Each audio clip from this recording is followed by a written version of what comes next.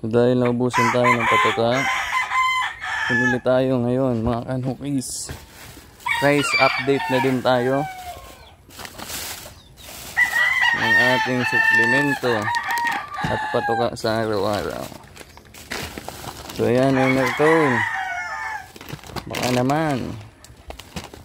Tapos Hagibis special conditioner. So magkano na nga ba? Magkano na nga ba ang presyo ngayon ng mga patoka natin at suplemento para sa pang-araw-araw ating mga kanokis? So ito na. Ayan.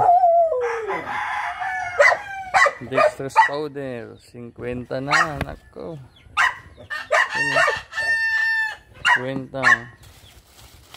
Selectrogen. Kano na nga to? Ayan. 25 pesos lang isa.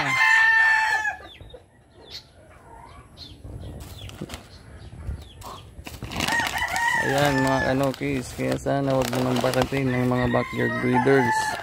Kasi tingnan mo naman ang patoka at suplemento sa pang-araw-araw. Ayan na.